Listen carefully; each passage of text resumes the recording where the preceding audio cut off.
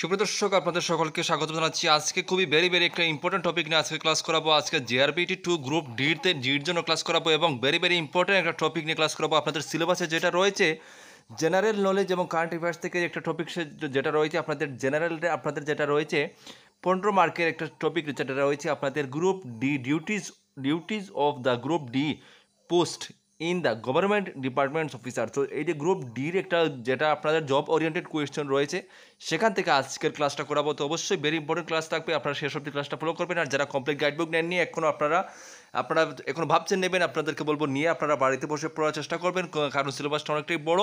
আমরা কিন্তু জেনারেল থেকে শুরু করে আমরা এ টু জেড, আপনার এখানে যে সিলেবাস রাখা হয়েছে এ টু জেড আমরা দিচ্ছি। আমরা জেনারেলে আমরা শুধু দিচ্ছি না, এ টু জেড সিলেবাস আমরা দিচ্ছি। আপনারা গ্রুপ সি 500 টাকা, গ্রুপ ডি 450 টাকা দিচ্ছি আপনাদেরকে। আর যদি আপনারা গ্রুপ সি গ্রুপ ডি একসাথে নেন তাহলে অফার প্রাইস 700 টাকা কিন্তু আপনারা নিতে পারবেন। ঠিক আছে, তাহলে আজকের ক্লাসটা আমরা শুরু করছি সুপ্রিয় দর্শক, আর ক্লাসটা অবশ্যই শেষ অবধি দেখে যাবেন। তো আজকের ক্লাসের হচ্ছে জেআরবিটি 2 গ্রুপ ডি হচ্ছে গ্রুপ ডি ডিউটিস যে কোয়েশ্চেন সেগুলো দেখবো। এখানে আমরা কিন্তু ক্লাসটা বাংলা করাবো, তবে প্রথমে যে ভূমিকাটা ইন্ট্রোডাকশনটা রয়েছে সেটা ইংলিশে, তবে ক্লাসগুলো বাংলায় হবে। আপনারা ক্লাসটা শেষ অবধি দেখবেন। ঠিক আছে, তো আপনাদেরকে একটু ইন্ট্রোডাকশনটা আপনাদেরকে দিয়ে দিচ্ছি, বুঝিয়ে দিচ্ছি, আপনারা অবশ্যই শেষ অবধি দেখতে থাকবেন। দেখুন, this lowest level job post in any government department is known as group D post. অর্থাৎ বলা হচ্ছে যে কোনো সরকারি বিভাগে এই নিম্নতম স্তরে অবস্থিত চাকরি পোস্টটি হচ্ছে গ্রুপ ডি পোস্ট নামে পরিচিত। ঠিক আছে, তারপর হচ্ছে it is a non technical non gazetted post in the government of India. এটি হলো ভারত সরকারের একটি নন টেকনিক্যাল নন গ্যাজেটেড পদ। ঠিক আছে, তারপর হচ্ছে দেখুন আপনাদের তারপর হচ্ছে দেখুন নন gazetted post in the government of India. পর হচ্ছে দেখো group D employees play a vital role in performing various administrative, technical and support functions in government offices and departments.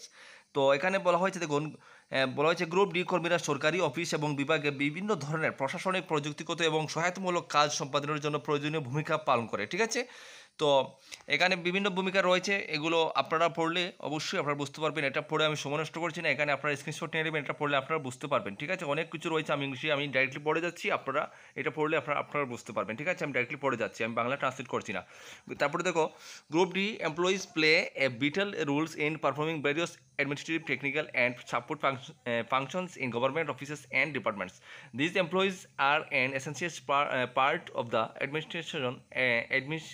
administration and they help in the smooth running of various government activities. Although their duties may seem basic or routine, they contribute significantly to the efficiency and productivity of government offices. ঠিক আছে, the roles and responsibilities of group D employees may vary depending on the specific department and region, but generally their tasks include, ঠিক আছে, যেগুলো task include সেগুলো হচ্ছে দেখুন, প্রথমে হচ্ছে এক নম্বর হচ্ছে রুটিন অফিস দায়িত্ব, যেমন ফাইলিং, রেকর্ড পরিচালনা এবং রেজিস্টার রক্ষণাবেক্ষণে সহায়তা করা। ঠিক আছে, এগুলো তো তার সাথে এখানে ইংলিশেও দেওয়া আছে।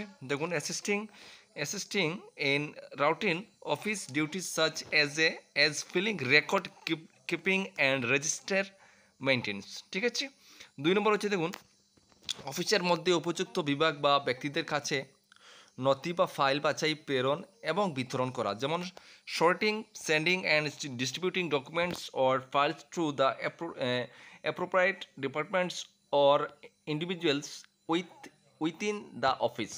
ওকে, এগুলো হচ্ছে কাজ।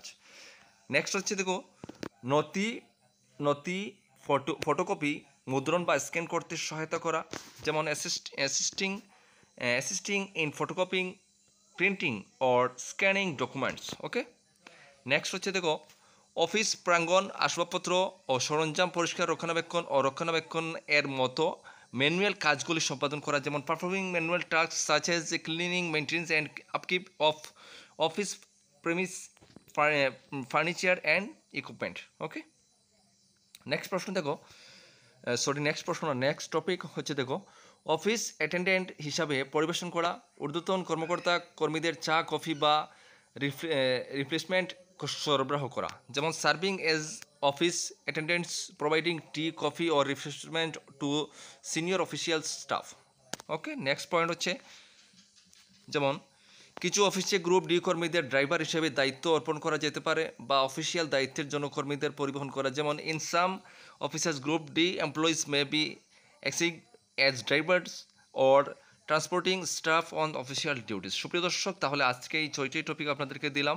এরকম অনেকগুলো টপিক রয়েছে গ্রুপ ডির মধ্যে, ডিউটির মধ্যে অনেকগুলো পড়ে আমরা কমপ্লিট গাইডবুক আপনাদেরকে দিয়ে দেবো।